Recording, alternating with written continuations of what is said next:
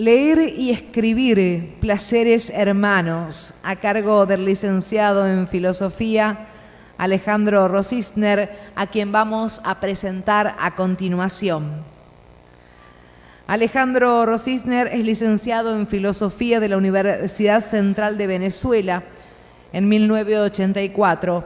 Ha publicado los siguientes libros: La filosofía para chicos, Pensar para hacer, Amor y país, Ideas falsas, Escuchá qué tema, Bienvenidos a mí, La venganza del oyente, Argentina, Impotencia, de la producción de crisis a la producción de país, Conciencia rockera, Pernicioso vegetal, El juego de las definiciones, El despertar del joven que se perdió la revolución, Ganas de vivir, La filosofía del entusiasmo, De padre e hijos en el ciclo del tiempo, La evolución de la Argentina. Sus obras en colaboración son con Mario Pergolini, Saquen una hoja, y Cómo educar a los padres, con Andrés Calamaro, Tirados en el pasto. Con Jimena Lantonioni, Hijos sin odios, Cómo criar chicos ateos. También como compilador publicó junto a Marcos Peña el libro Estamos. Trabajó como asesor del presidente de la Nación, Mauricio Macri. Como conferencista ha hecho presentaciones en el Coloquio de IDEA, en TED Rosario y en decenas de importantes empresas de la Argentina y del exterior. Como docente se desempeñó en la Escuela Nacional de Bellas Artes, en el Conservatorio Nacional de Teatro, en el ciclo básico común de la UBA y privadamente durante décadas. Actualmente publica abundante y regularmente en redes sociales, desarrolla actividad docente independiente y dicta en UCEMA un curso llamado Análisis y Comunicación Política. Con ustedes, un invitado especial a quien le damos las gracias por estar junto a nosotros aquí en Curuzú Cuatiá, Alejandro Rosisner. Lo escuchamos. Hola, hola. Bueno, muchas gracias por la invitación. No había venido nunca, estoy muy gratamente sorprendido. Esta mañana hice una caminata por la ciudad en el gris y el frío, clima que me encanta, y descubrí un montón de edificios antiguos preciosos y una hermosa plaza. La Belgrano conocí, no la otra. Me di cuenta que hay otra después, pero los increíbles árboles de esa plaza me gustaron mucho. Y es una oportunidad, la verdad, relevante para uno que viene de ese despelote que es Buenos Aires, encontrarse con otro modo de vida, con otros tipos de argentinos. Estoy feliz porque hace como 24 horas que no escucho la palabra boludo, que se dice tan abundantemente. Y bueno, también me gusta, cuando escuché al intendente, el criterio de consideración del libro, cuando él dijo que el libro, digamos, esta es una feria del libro, pero toma como tema relevante al turismo. Me gusta esa concepción del libro ligado a una experiencia viva, a personas que tienen temas interesantes y tienen que hacer cosas, y no el libro como ligado a una especie de relevancia a la cultura universal, clásica o abstracta. Me gusta esa ubicación del libro en un plano más general. Me encanta que una ciudad de 40.000 habitantes, 40.000 y pico, me dijeron que todavía no llegó al peligroso límite de los 50, en donde las cosas degeneran. Alguien me dijo que después de los 50 se pone difícil la cosa, no sé si es cierto. Me encanta que una ciudad asuma el desafío de hacer una feria del libro. Bueno, me parece, la verdad, fabuloso. Estoy muy agradecido y disfruté mucho de conocer, o estoy disfrutando de conocer. Bueno, después de todo eso les voy a contar que el título primero que habíamos pensado para esta charla era, no me acuerdo exactamente cuál, pero abordaba el tema del país, de la situación nacional. Sentí cierta resistencia a hablar de eso y propuse en cambio hablar de leer y escribir, porque es una feria del libro. Y me parece que son temas muy relevantes, y también me parece que el país, para arreglarse un poco, necesita que no estemos hablando todo el tiempo del país. Es decir, que el tema político, que siempre abordamos con gravedad porque lo merece, también dé lugar a otras preocupaciones. Es decir, paradójicamente hay temas que se solucionan cuando uno deja de pensar en ellos. En términos de psicoanálisis, se dice, por ejemplo, que el síntoma es el problema que uno tiene, aquello que le hace sufrir. El síntoma no se soluciona hablando del síntoma. Si uno, por ejemplo, es insomne y va a un terapeuta y habla de su insomnio, 3 veces por semana, el insomnio se hace gigantesco. Digamos, los problemas hay que elaborarlos muchas veces hablando de otras cosas, de cosas distintas, abriendo las puertas a otros procesos, ¿no? Y creo que el país necesita, o al menos la mínima parte del país que piensa en temas políticos, necesita pensar también en otras cosas. Y digo esto de la mínima parte del país porque el fenómeno del círculo rojo, que ustedes habrán oído nombrar, es el que se describe como esa preocupación de una mínima parte de la población que sigue los programas periodísticos, lee los diarios, está atenta a lo que pasa en la política. La enorme mayor parte de los argentinos vivos está preocupado por su vida, por sus hijos, por su sueldo, por su trabajo, por su fin de semana, por su diversión. Es decir, está en su vida. Y esto no es criticable. Lo que tal vez es criticable, o ni siquiera criticable, ajustable, es la idea de que uno hace política hablando de temas políticos, o de que un dirigente se hace notar hablando con otros dirigentes. No es así, está estudiado. Hay que tratar de hablar con el votante, con el ciudadano. Por eso me gusta el criterio de la Feria del Libro de poner un tema como el turismo.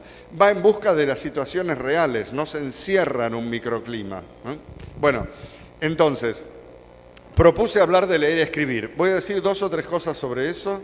Después voy a decir 2 o 3 cosas más sobre la política, todo muy breve y muy sencillo, porque lo que me interesa sobre todo es que podamos conversar un poco. Y después voy a decir 2 o 3 cosas también breves sobre lo que me parece que es lo más interesante a pensar, que es nuestra situación existencial. Es decir, nuestro escenario como personas que viven y quieren a alguien y trabajan y tienen hijos y tienen miedo de morir y tienen proyectos que no se cumplen. Eso, personas que están vivas y piensan sus problemas, sus situaciones. Empezamos con leer y escribir. Leer es un placer, es evidente, es más, casi podríamos decir que solo funciona en la medida en que sea un placer. Cuando el placer falta en la lectura cae. Por eso es tan importante señalar que si un libro no nos engancha, si un libro cuando lo empezamos no nos pide que lo sigamos leyendo, hay que dejarlo. Muchas veces hay personas que dejan de leer porque si tienen un rato para leer piensan que tienen ese libro pendiente, pero ese libro no les dice nada, entonces se van a hacer otra cosa. Mientras que si tuvieran un libro excitante que les da ganas de leer, seguirían leyendo. Entonces el compromiso con la lectura no es el de empecé este libro, lo tengo que terminar. El compromiso con la lectura es, la lectura me tiene que excitar, me tiene que calentar, me tiene que interesar. Si no me interesa, no sirve. Y otra cosa que hay que agregar ahí, hay libros para todos, o sea, hay seguro un libro sobre aquello que te interesa, un novelista, un cuentista que va a tratar cosas que te interesan y de una manera que te van a capturar, pero solo vamos a llegar a encontrarlos si descartamos lo que no. Si no, es gracioso, pero podemos pensarlo así, uno se pone de novio por primera vez, ya está, te tenés que casar, antes era así. Hoy en día probás, gracias a la existencia de las extraordinarias aplicaciones de citas, Tinder, Happen, Badoo, etcétera, etcétera, hoy tenemos mucha facilidad para saber cómo somos, qué queremos de una pareja, cómo es una pareja y para, por lo tanto, elegir mejor. Todo eso es un aporte de la modernidad, no es algo negativo del momento de hoy, todo lo contrario. Yo vivo con una mujer que conocí en Happen. Bueno, no es que yo sea el ejemplo de nada, pero quiero decir, anda dando vueltas por ahí, muy probablemente alguno de los presentes ha usado o usa esas aplicaciones. Bueno, ¿por qué casarse con un libro? Uno leyó 2 páginas y se dio cuenta que era un plomo, pero lo compró, pagó por ese libro, ahora lo tiene que terminar.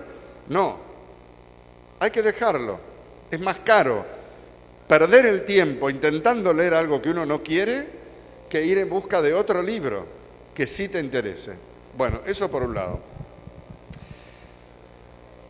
Después vamos al tema de la escritura. No voy a abundar en cada uno de los temas, así podemos charlar. La escritura.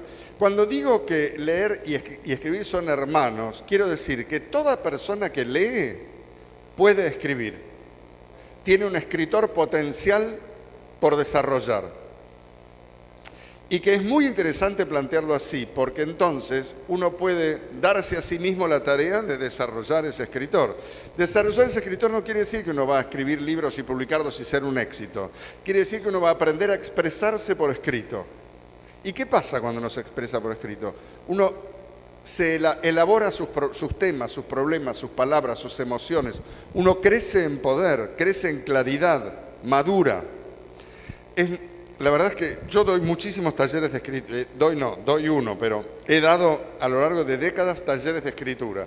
Y quiero decirles dos cosas de ese planteo. Yo le digo a las personas que vienen a escribir conmigo, que son en general gente que puede venir de cualquier tipo de ámbito, no trabajo para intelectuales, trabajo para gente que quiere escribir.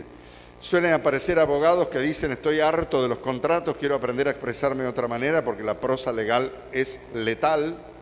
Suelen aparecer gente que quiere terminar la tesis, o gente que quiere escribir cuentos, o gente que quiere escribir novelas o artículos, o contar la historia de su familia, o contar su vida, o escribir para conocerse mejor. Hay un montón de motivos posibles.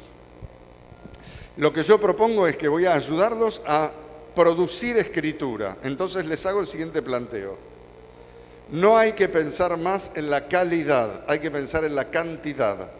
Cuando uno se sienta, no se tiene que sentar a escribir algo bueno. Tiene que sentarse a escribir mucho. Ustedes me dirán, ¿pero mucho qué? ¿Muchas boludeces? Sí, muchas boludeces, porque paradójicamente cuando uno escribe cualquier cosa, uno empieza a aprender a expresarse, uno empieza a fluir por escrito y uno empieza a parir su material. Empiezan a aparecer las ideas, las emociones, las palabras que están adentro de uno y que van dando forma a la vida propia. La gran paradoja es, si uno se quiere sentar a escribir algo bueno, no escribe nada, porque la exigencia es muy fuerte.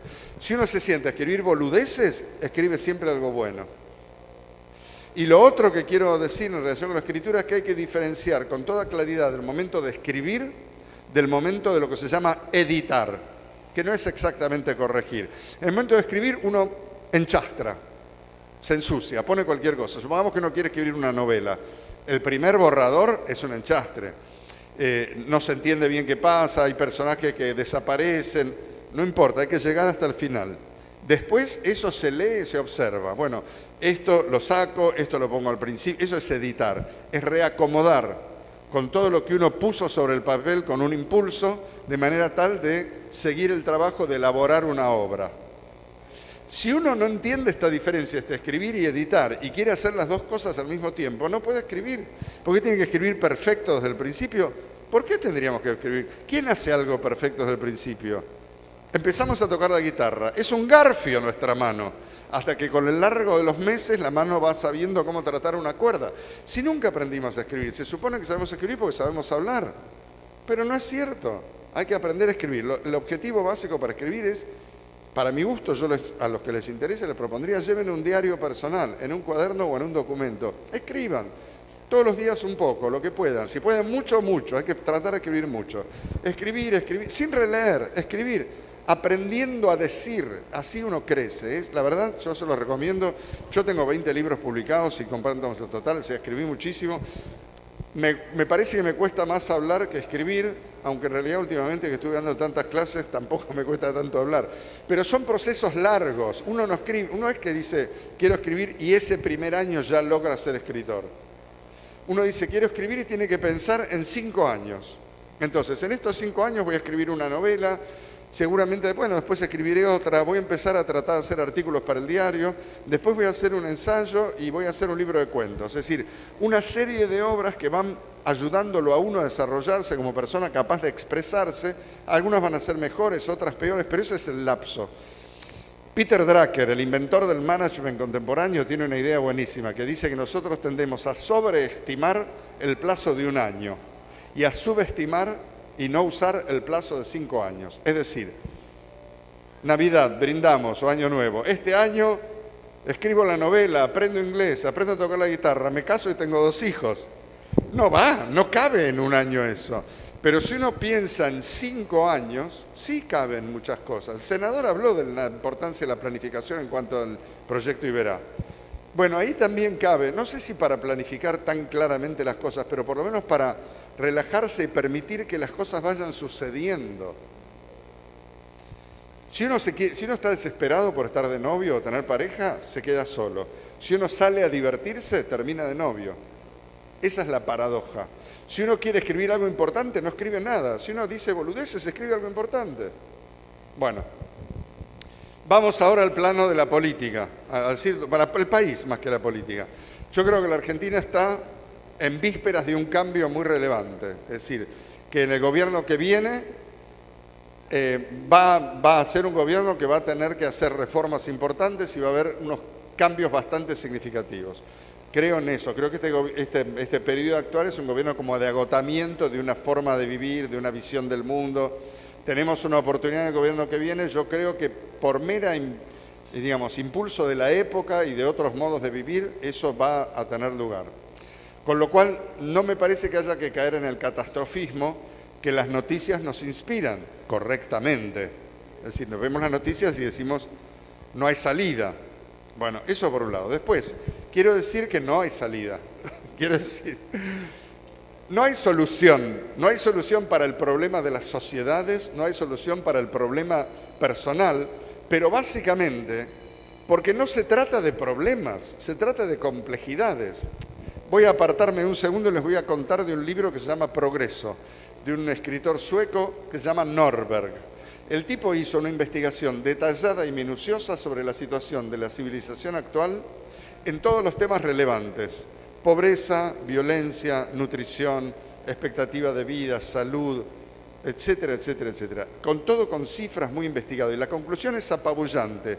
Estamos en el mejor momento de la civilización por lejos. Pandemia incluida, guerra de Ucrania incluida, kirchnerismo incluido. Estamos en el mejor momento de la civilización. ¿Qué quiere decir? Que si comparamos con lo que era la vida hace 50 años, que probablemente en la Argentina no era tan así, pero en el mundo morían millones de personas de hambre, hace 100 años, que no había antibióticos, hace 200 años, es decir, el avance de la humanidad es tremendo. Sin embargo, nosotros vivimos sintiendo que esto no da para más. ¿Qué es esa sensación de esto no da para más? Por un lado, ignorancia, porque si vamos a los hechos no es así. Por otro lado, temor. Está bien, es comprensible, tenemos miedo.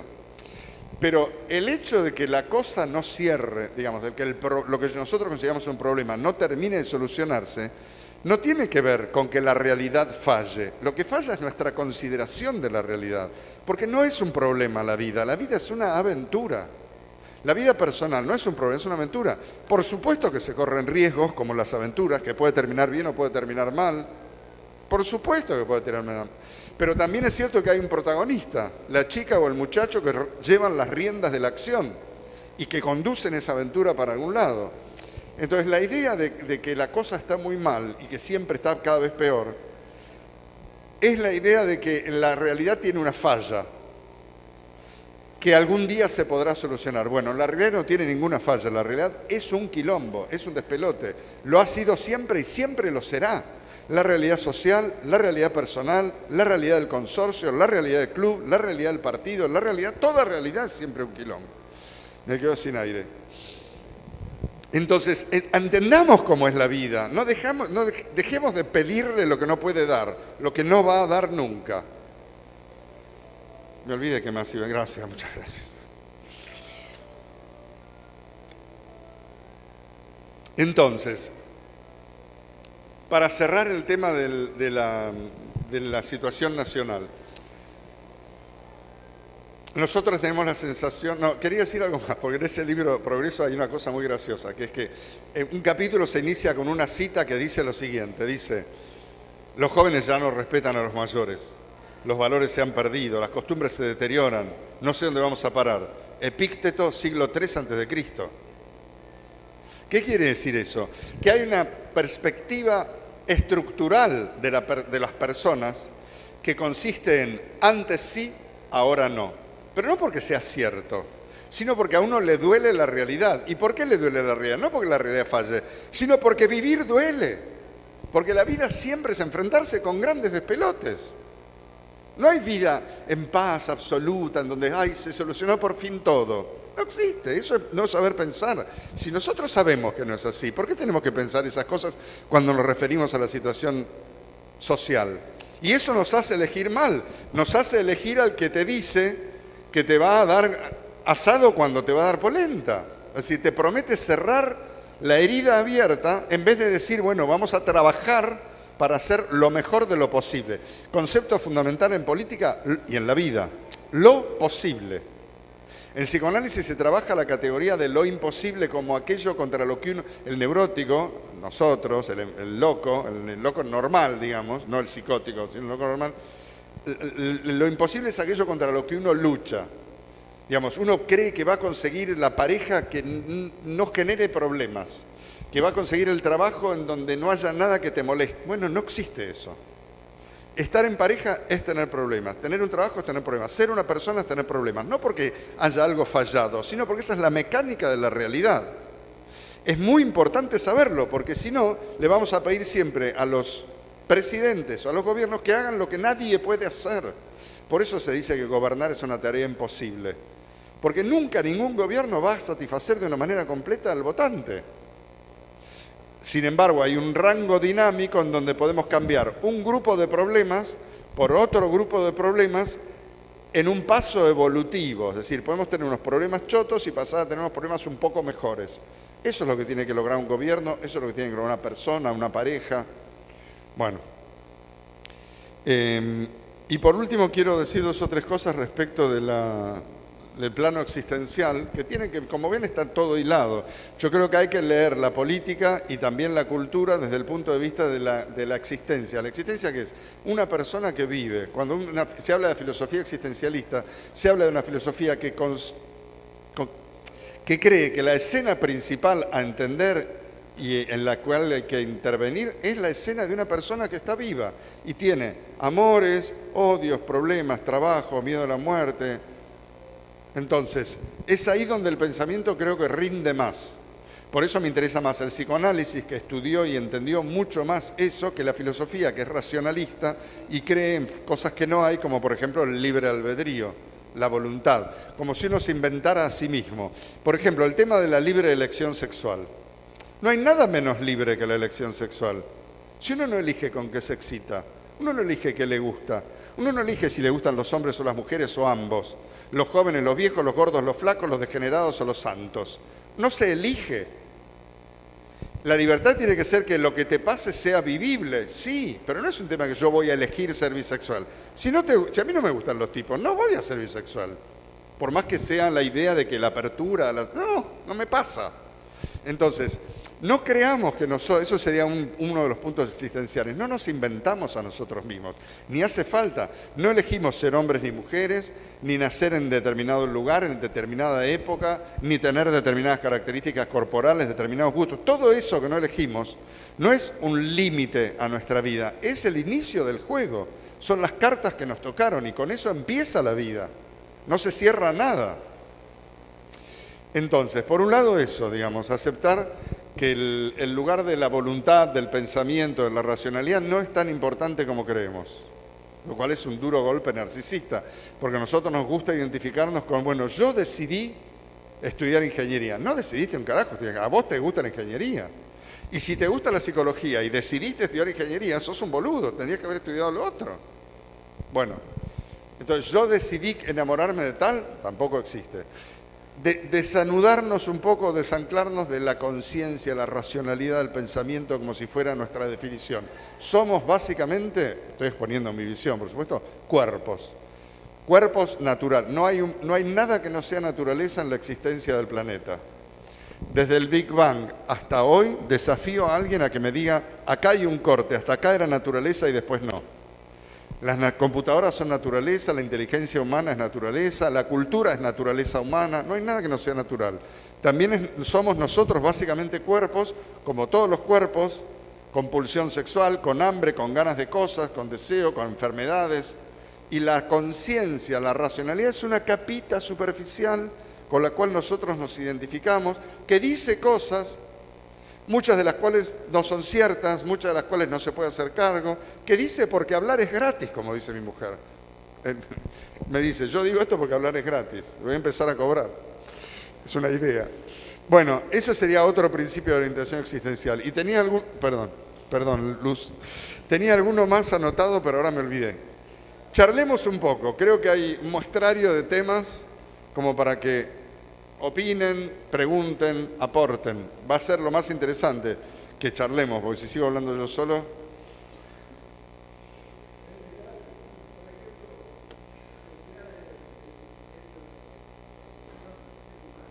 ¿Cómo? Para, más fuerte. Sí.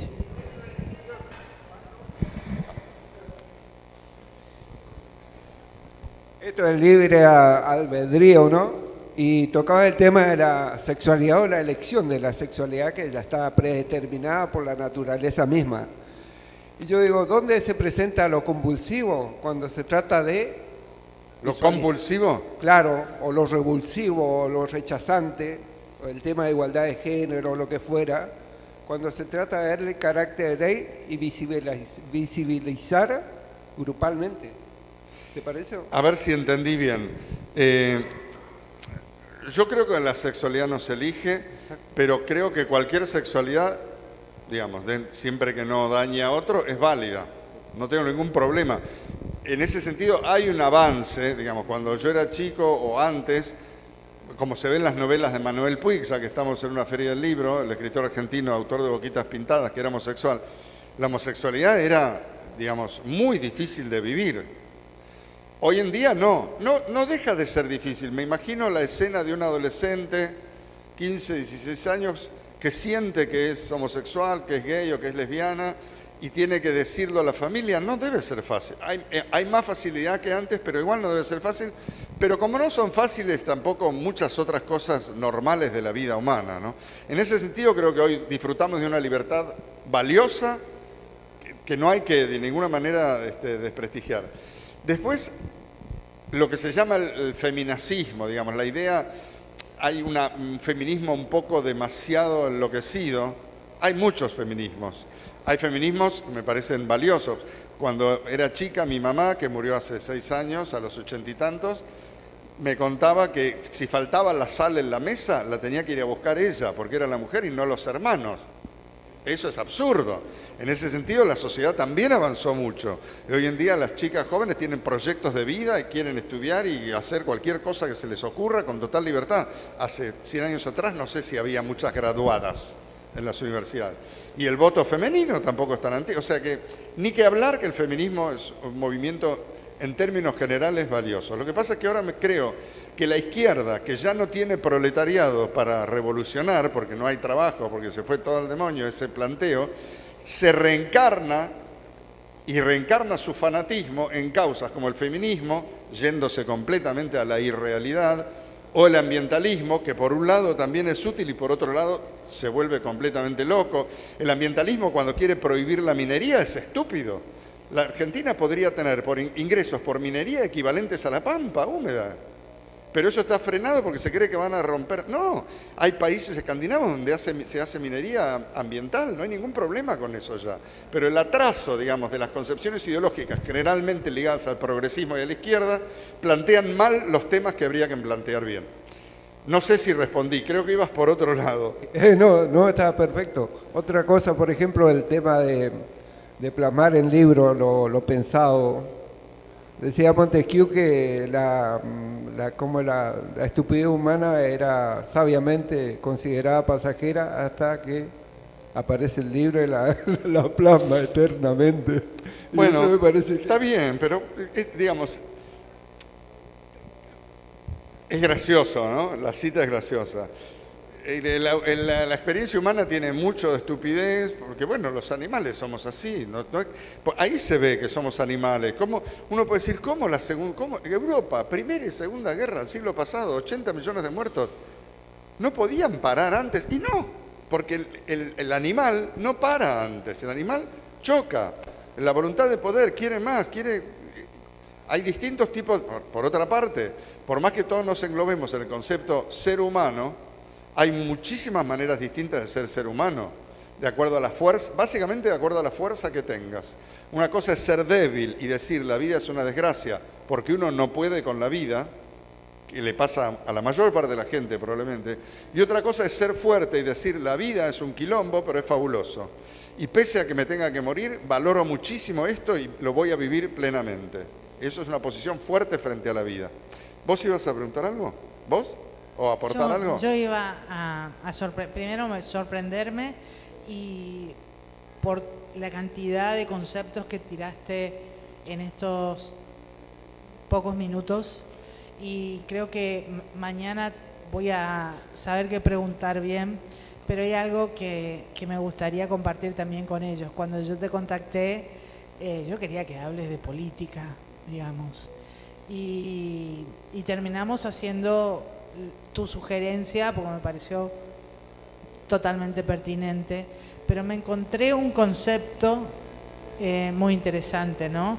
Que en medio de toda esta vida, este quilombo, como decís vos, de la existencia, también nosotros lo vemos como una suma perfección, de que tiene que ser todo perfecto, ¿no es cierto? Y tenemos esa exigencia cuando miramos televisión, cuando vamos a trabajar, cuando compartimos en familia, tenemos esa exigencia de ser perfecto, parece, ¿no?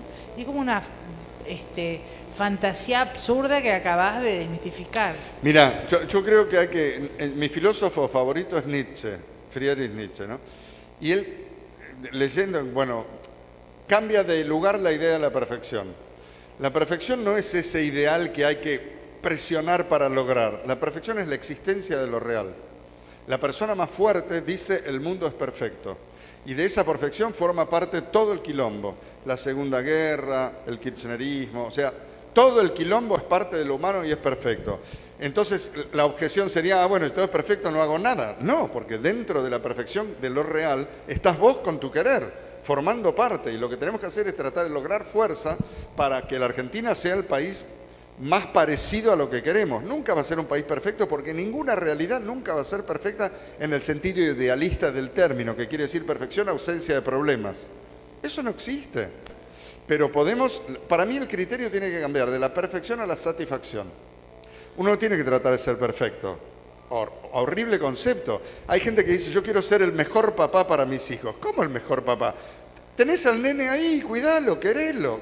Que estás pensando en vos, en ser el mejor papá. Hay un nene ahí, una nena que quiere que anda a jugar con la nena en vez de romper las bolas pensando que querés ser el mejor papá perfecto. Bueno, es una metáfora, pero pasa mucho. ¿Lograr perfección para qué? Tengo que encontrar satisfacción, es decir, tratar de hacer lo que queremos, lograrlo. ¿Qué queremos con la Argentina? Queremos que sea un país capaz de crecer. No queremos que esté entre los 10 mejores países. No necesitamos eso. Queremos crecer, queremos que pase lo que pasa en Iberá, que se genere empleo, que se aproveche la naturaleza, se aprovechen las posibilidades, que haya una sensatez, que haya cumplimiento de la ley. Robar no es pensar distinto, ¿eh? Robar, es faltar a la ley. El kirchnerismo intenta la trampa de pensamos distinto. No, ustedes no piensan distinto. Son delincuentes, es otro tema.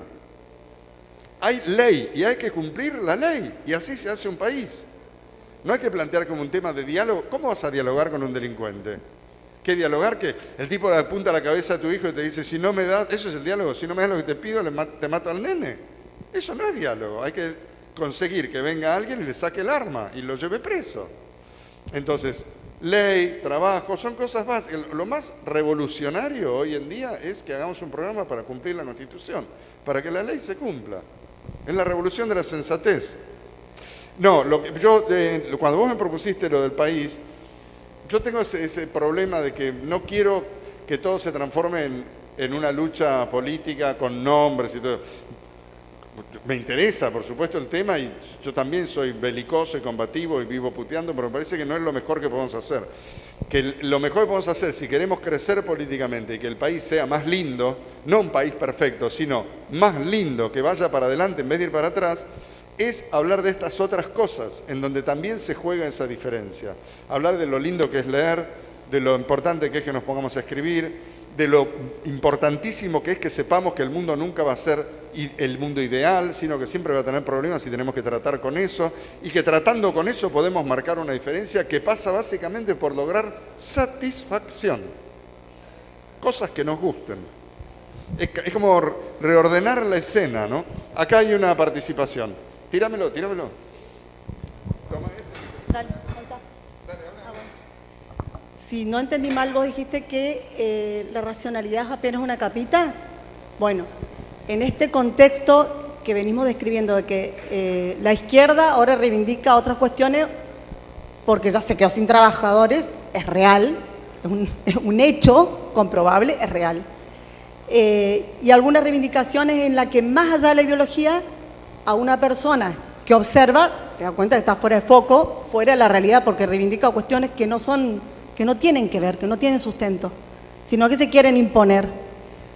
Ahora, vos te referís que esa racionalidad es apenas una capita porque falta para una construcción. ¿Y No, de qué lado va a venir entonces la construcción de cuestiones de las que nos tenemos que poner de acuerdo? No, yo digo, está bien, planteás el tema del lugar de la racionalidad, que Sí. yo lo dije al pasar, que es importante. Es lo que se llama en el nivel, digamos, del sujeto, de la persona, la conciencia. Claro. La conciencia es lo que uno llega a pensar o a decir, pero que no es la verdad, digamos.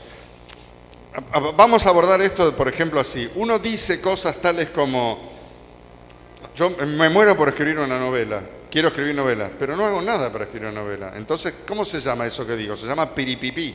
Se llama, no, yo me muero por vos, me muero, pero no me puedo separar porque, bueno, los chicos, no te morís por mí. Si te morís por mí, estás conmigo. Lope de Vega, escritor español. Amor en obras consiste. Se ve lo que querés en lo que haces, no en lo que decís.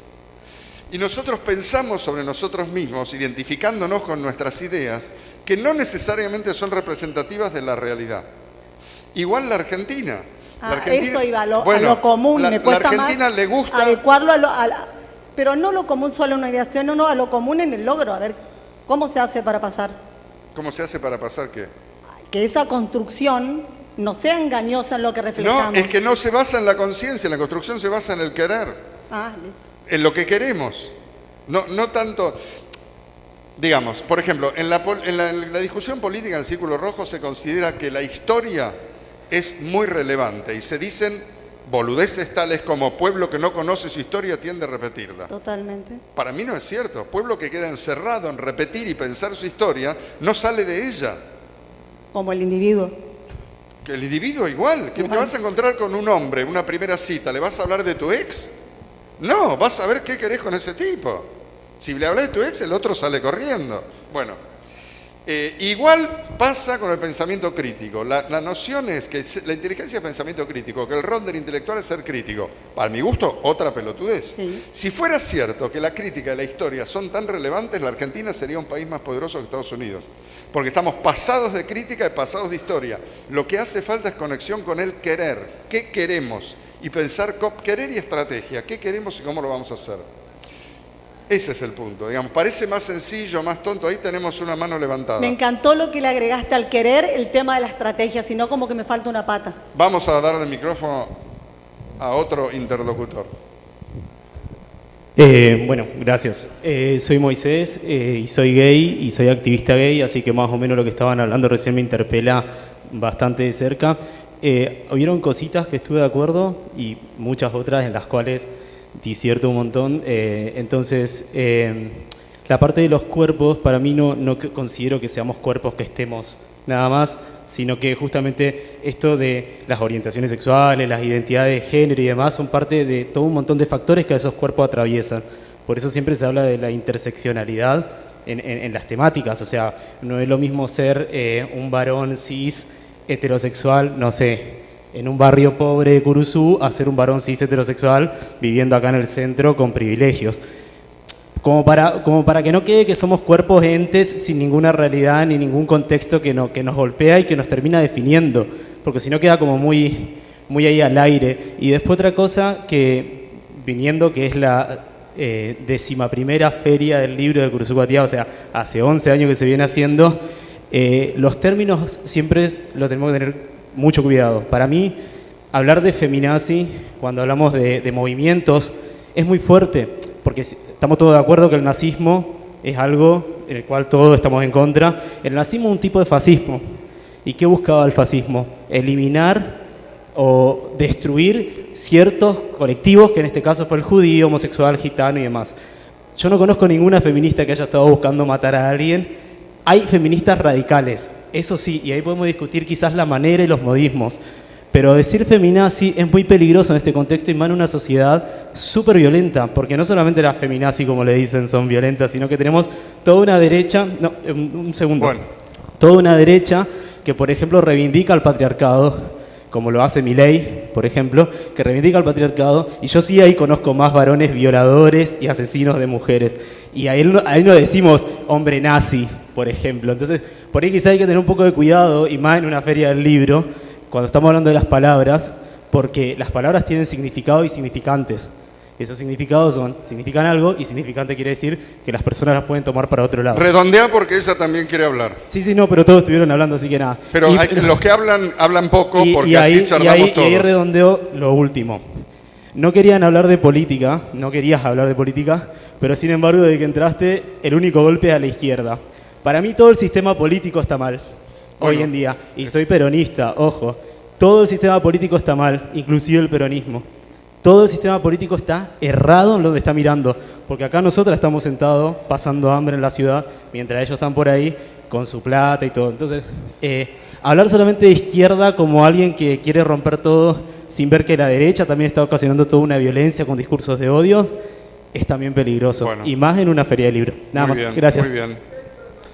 Espera que va a hablar ella y después yo. Bueno, me llamo Sofía y yo hablo como joven, de acuerdo a lo que él dijo, que sí, se dice feminazi porque ellas quieren exterminar otro pensamiento, quizás no quieren exterminar parte de la raza humana, pero sí quieren exterminar otro pensamiento, porque yo me he encontrado con chicas a las que les dicen feminazi, que tampoco me parece muy lindo el término, pero ellas querían terminar con mi pensamiento, que era diferente al de ellas nada más y nada menos.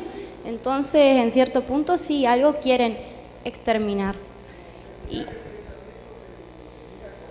Espera, vamos a ordenar un poco. Terminá vos y después hablo yo y después si alguien quiere. no, un poquito eso, y de acuerdo a que hablaste de política, me parece muy bien porque estás exponiendo vos y es tu punto de vista, así que hay que respetar lo que está diciendo el disertante. Nada más.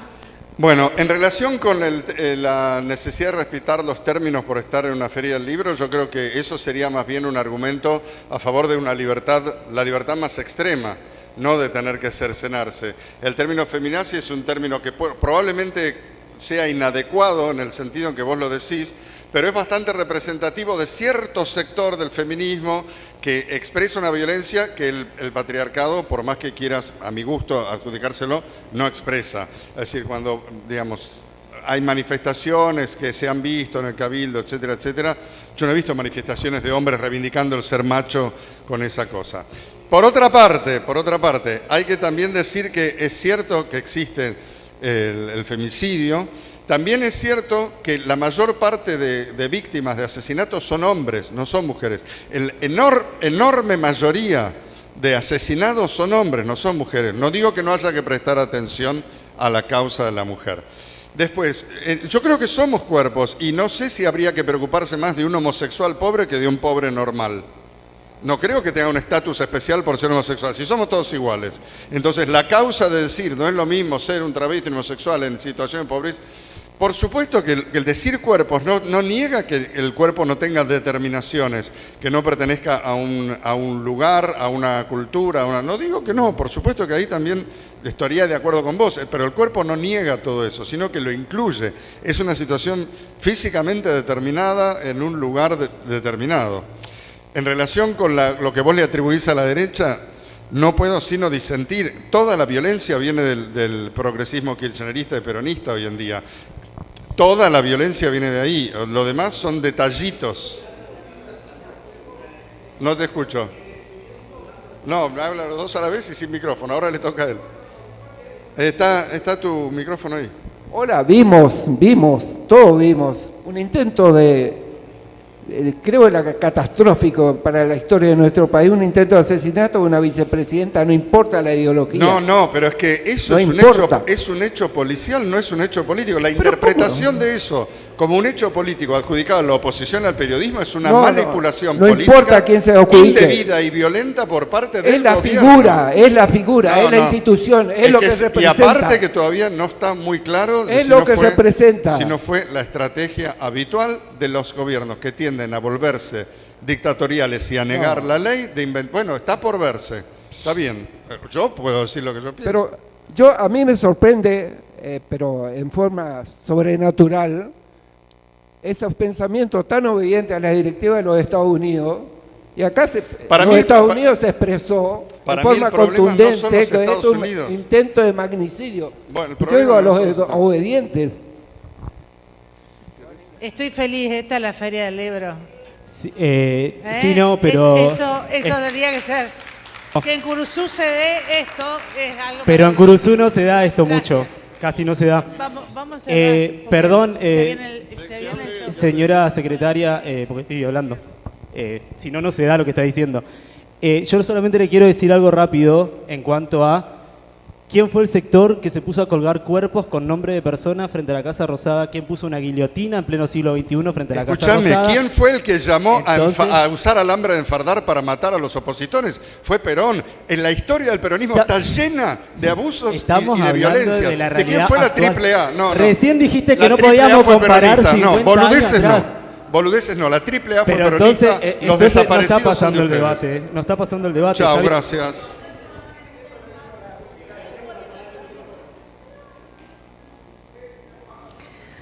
Gracias, Alejandro. Muchísimas gracias por esta presentación, por el debate.